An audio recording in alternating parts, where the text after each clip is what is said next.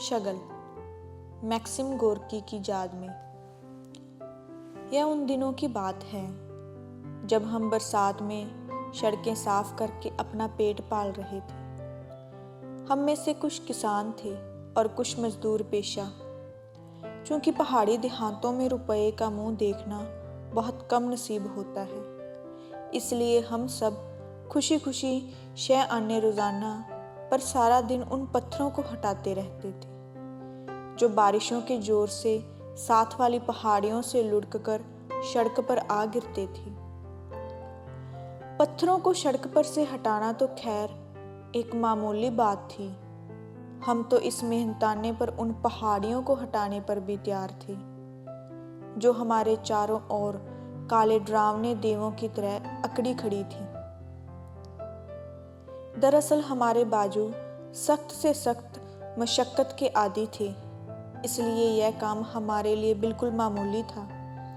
अलबत्ता जब कभी हमें सड़क को चौड़ा करने के लिए पत्थर काटने होते तो रात को हमें बहुत थकान महसूस होती थी, पट्टे अकड़ जाते थे और सुबह जागते समय ऐसा महसूस होता कि वे तमाम पत्थर जिन्हें हम पिछले दिन काटते और फोड़ते रहे हैं हमारे जिस्मों पर अपना बोझ डाले हुए हैं। मगर ऐसा कभी कभी होता था। हमारा काम हर रोज सुबह 7 बजे शुरू होता था, जब उगते हुए सूरज की सुनहरी किरणें चीड़ के लंबे लंबे पेड़ों से शन शन कर हमारे पास वाले नाले के क्रोध भरे पानी से अटखेलियां कर रही होती और आसपास की झाड़ियों में नन्ही नन्ही चिड़ियां अपने गले फुला फुला कर चीख रही होती। यूं कहिए कि हम कुदरत को उसके सपने से जागता देखते थे। सुबह की हल्की फुल्की हवा में ओस से भीगी हरी भरी झाड़ियों की प्यारी प्यारी सरसराहट, नाले में कंकड़ों से खेलते हुए झाग भरे पानी का शोर और बरसात के पानी में भीगी हुई मिट्टी की भीनी भीनी खुशबू, ये कुछ ऐसी चीजें थी जो हमारे पत्थर जैसे सीनों में एक ऐसी कोमलता पैदा कर देती थी जो जिंदगी के उस नर्क में हमें स्वर्ग के सपने दिखाने लगती। हमें हर रोज 12 घंटे काम करना पड़ता था।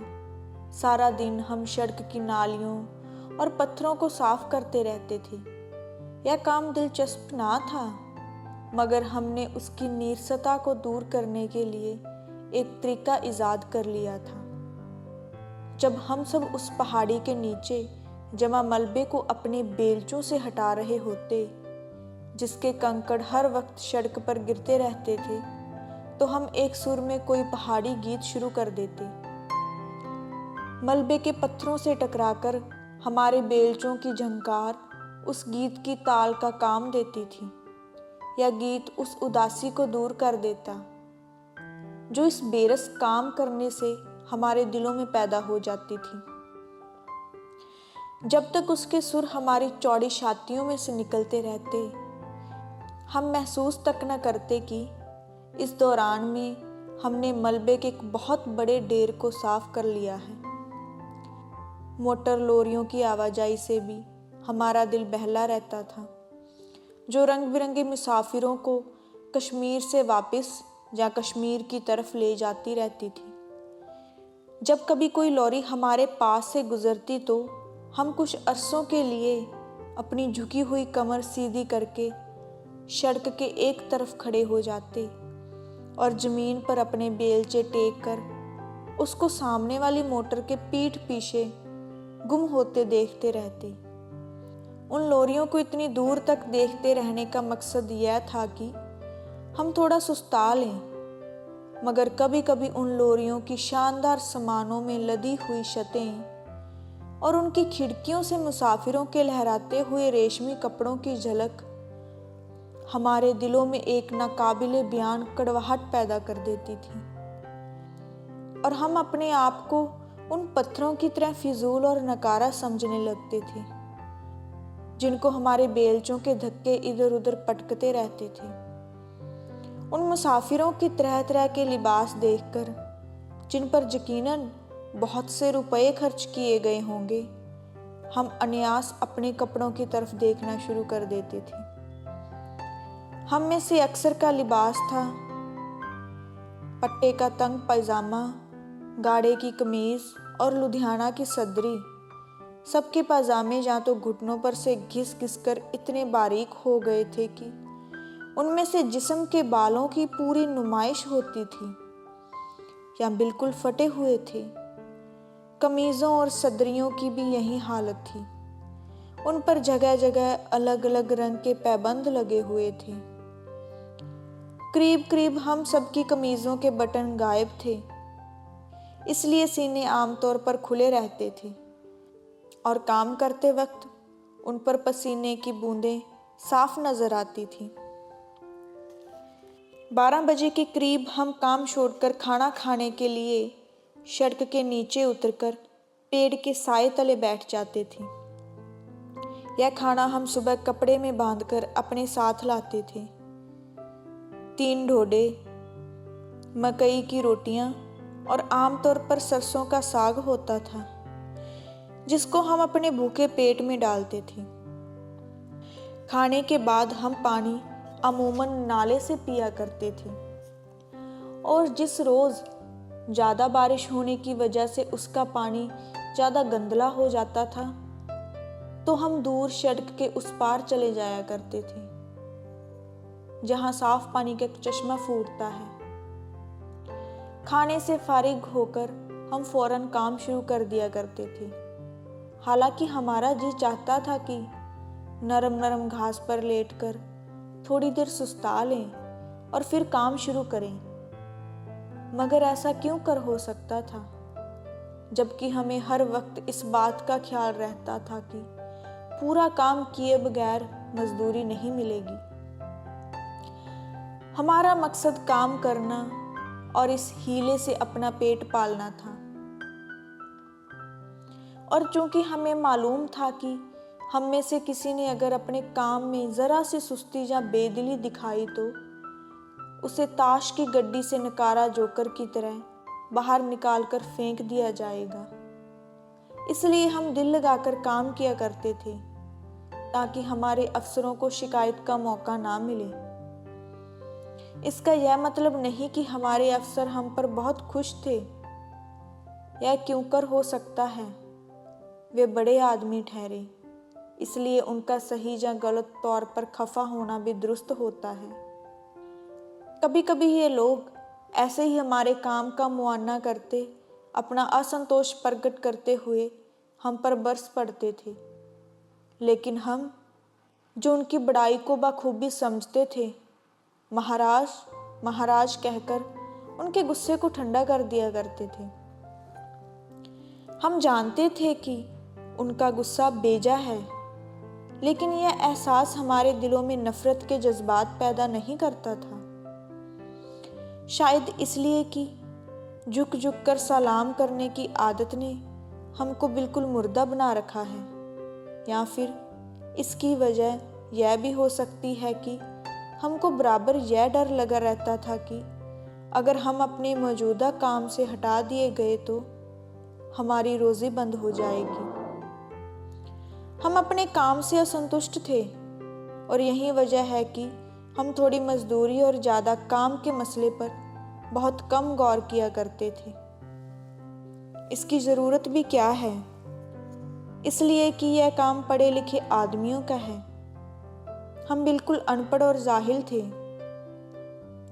दरअसल बात यह है कि हमारी दुनिया बिल्कुल अलग थलग थी, जिसकी सरहदें पत्थर तोड़ने, चांद को हटाने, 12 बजे रोटी खाने और फिर काम करने, उसके बाद अपने अपने डेरों में सो जाने तक ख़त्म हो जाती थी। हमें उन सीमाओं के बाहर किसी चीज़ से कोई सरोकार ना था। दूसरे शब्दों में, अपना और अपने घर वालों का पेट पालने के धंधे में हम कुछ ऐसी बुरी तरह फंस कर रह गए थे कि उसके बाहर निकलकर हम किसी और चीज़ की इच्छा करना ही भूल गए थे। हमारे काम पर सड़कों के महकमे की तरफ से एक जांच पड़ताल करने वाला तैनात था, जो दिन का अधिकतर हिस्सा सड़क के एक तरफ चारपाई बिछाकर बैठे रहने में गुजार देता। यह जात का पंडित था। ऊंचे तबके का खास निशान सिंदूर के तिलक की सूरत में हर वक्त उसके गोरे माथे पर चमकता रहता था। हम अपने निरीक्षक को आदर और सम्मान की निगाहों से देखते थे। एक तो इसलिए कि वह ब्राह्मण था और दूसरे इसलिए कि हम उसके मतहत थे। चुनाचे इधर उधर के दूसरे कामों के अलावा हम बारी बारी दिन में कई बार उसके पानी के लिए हुक्का ताज़ा किया करते थे और आग सुलगाकर उसकी चिलमें भरा करते थे। पंडित का काम सिर्फ यह था कि सुबह चारपाई पर अपने गेरुआ रंग की कल्फ लगी पगड़ी और रेशमी कोट उतारकर अपने गंजे सिर पर हाथ फेरते हुए हमारी हाजिरी लगाएं और फिर एक बड़े से रजिस्टर में कुछ दर्ज करने के बाद इधर उधर टहलता रहे या हुक्का पीता रहे। वह अपने काम में बहुत कम दिलचस्पी लेता था। अलबत्ता जब कभी मुआने के लिए किसी अफसर की मोटर उधर से गुजरने वाली होती तो वह अपनी चारपाई उठवाकर हमारे पास खड़ा हो जाया करता था। उसकी इस चालाकी पर हम दिल ही दिल में बहुत हंसा करते थे। एक रोज जबकि सुबह से हल्की हल्की फुहार पड़ रही थी और हम 12 बजे खाने से फारिग होकर रोज की तरह अपने काम में मशगूल थे, मोटर के हॉर्न ने हमें चौंका दिया। लोरियों की बनिस्बत हम मोटरों को देखने के बहुत इच्छुक थे, इसलिए कि उनमें हमारी भूखी नज़रों को देखने के लिए अजीबोगरीब चीज़ें नज़र आती थीं। हम कमर सीधी करके खड़े हो गए। इतने में मोटर के पीछे से हरे रंग की एक छोटी मोटर प्रकट हुई। जब यह हमारे करीब पहुंची तो हमने देखा कि उसकी बॉडी बारिश के नन्हे नन्हे कतरों के नीचे चमक रही है। बहुत आहिस्ता आहिस्ता चल रही थी, शायद इसलिए कि पिछली सीट पर जो दो साहिब बैठे हुए थे उनमें एक अपनी रानों पर ग्रामोफोन रखे बजा रहे थे। जब ये मोटर हमारे सामने आई तो रिकॉर्ड की आवाज़ सड़क के साथ वाली पहाड़ी के पत्थरों से टकराकर फजा में गूंजी। कोई गा रहा था, ना मैं किसी का, ना कोई मेरा साया, चारों ओर अंधेरा, अब कुछ सूझत ना ही मोहे, अब कुछ। आवाज में बेहद दर्द था। एक लम्हे के लिए ऐसा मालूम हुआ कि हम शायद अंध महासागर में डूब गए हैं। जब मोटर अपनी खिड़कियों से उस गीत के दर्दनाक सुर बिखेरती हुई हमारी नज़रों से ओझल हो गई तो हम सब ने एक आह भरकर अपना काम शुरू कर दिया। शाम के करीब जब सूरज की सुर्ख और गर्म टिक्कियां पिघले हुए तांबे का रंग इख्तियार करके एक स्याही पहाड़ी के पीछे छुप रही थी और उसकी उनाबी किरणें लंबे दरख्तों की चोटियों से खेल रही थी, सबज रंग की वही मोटर उस तरफ से वापस आती दिखाई दी जिधर वो दोपहर को गई थी। जब हमने उसके हॉर्न की आवाज़ सुनी तो काम छोड़कर उसको देखने लगे। आहिस्ता आहिस्ता चलती हुई वह हमारे आगे से गुजर गई और फिर अचानक हम में से आधे फरलांग के फासले पर खड़ी हो गई। वह बाजा जो उसमें बज रहा था खामोश हो गया। थोड़ी देर के बाद पिछली सीट से एक नौजवान दरवाजा खोलकर बाहर निकला और अपनी पतलून को कमर पर से दुरुस्त करता हुआ हमारे पास से गुजरा और आहिस्ता आहिस्ता उस पुल की तरफ रवाना हो गया जो सामने नाले पर बंधा हुआ था। यह ख्याल करके कि वह नाले के पानी का नज़ारा करने के लिए गया है, जैसा कि आमतौर पर उधर से गुजरने वाले मुसाफिर किया करते थे, हम अपने काम में मसरूफ़ हो गए। अभी हमें अपना काम शुरू किए 5 मिनट से ज़्यादा अरसा गुजरा होगा कि पुल की तरफ से ताली की आवाज़ बुलंद हुई। हमने मुड़कर देखा। पतलून पोश नौजवान पुल पर से सड़क के साथ पत्थरों से चुनी हुई दीवार के पास खड़ा संभवतः मोटर में अपने साथियों को आकर्षित कर रहा था। समीप की मुडेर पर उस नौजवान से कुछ दूर एक लड़की बैठी हुई थी। हम में से एक ने अपने बेलचे को जोर से मोरे की गीली मिट्टी से गाड़ते हुए कहा, ये रामदई है। कालू ने जो उसके पास खड़ा था पूछा, रामदई? संतू चमार की लड़की और कौन? उसके लहजे में बेलचे के लोहे जैसी शक्ति थी। हम बाकी चार हैरान थे कि इस गुफ्तगू का मतलब क्या है। अगर वह लड़की जो मुंडेर पर बैठी है संतू चमार की लड़की है तो कौन सी अहम बात है कि हमारा साथी इस कदर तेज बोल रहा है। हम गौर कर रहे थे कि फजल ने, जो हमसे उम्र में बड़ा था और नमाज रोजे का बहुत पाबंद था, अपनी दाढ़ी को खुजलाते हुए निहायत ही दार्शनिक लहजे में कहा, दुनिया में एक अंधेर मचा है। खुदा मालूम लोगों को क्या हो गया है। यह सुनकर हम बाकी तीन असल मामले से आगाह होकर सब कुछ समझ गए और उस एहसास ने हमारे दिलों पर गम और गुस्से की एक अजीबोगरीब कैफियत तारी कर दी। ताली की आवाज़ सुनकर मोटर की पिछली सीट से पतलून पोश के साथी ने अपना सिर बाहर निकाला और यह देखकर कि उसका दोस्त उसे बुला रहा है, दरवाज़ा खोलकर बाहर निकला और हमारे करीब से गुजरता हुआ पुल की जानिब रवाना हो गया। हम बेवकूफ़ बकरियों की तरह उसे अपने दोस्त के पास जाता देखते रहे। जब पतलून पेश नौजवान का दोस्त उसके पास पहुंच गया तो वे दोनों लड़की की तरफ बढ़े और उससे बातें करनी शुरू कर दी। यह देखकर कालू आक्रोशित होकर और कठोर लहजे में बोला, बदमाश।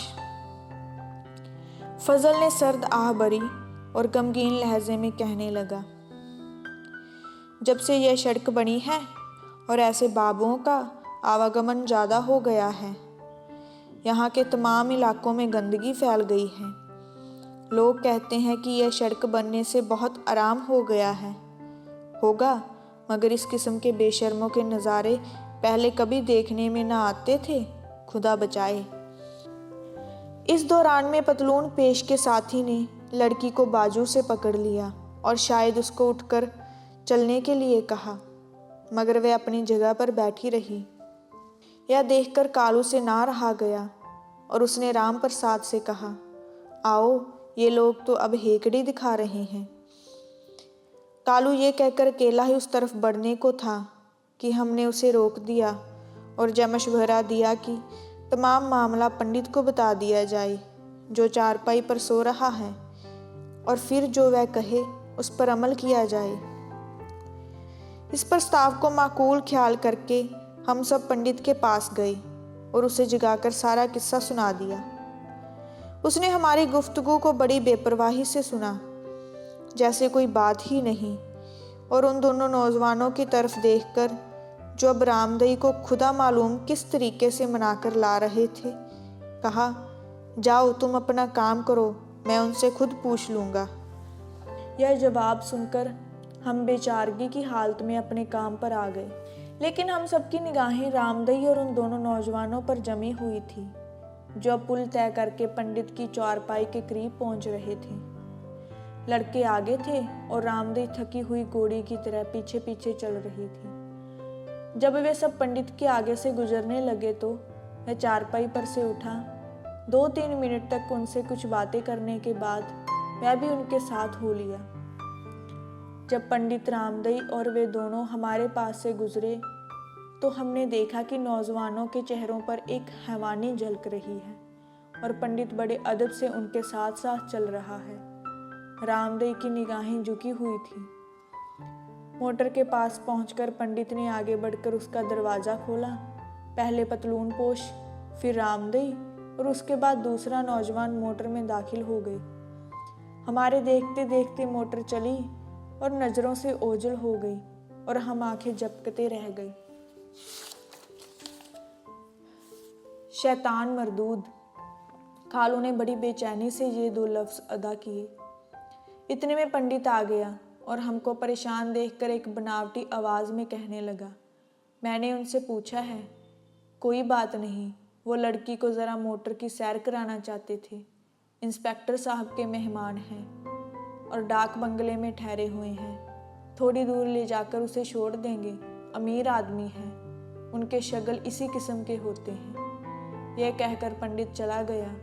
हम देर तक खुदा मालूम किन गहराइयों में डूबे रहे कि अनियास फजल की आवाज़ ने हमें चौंका दिया।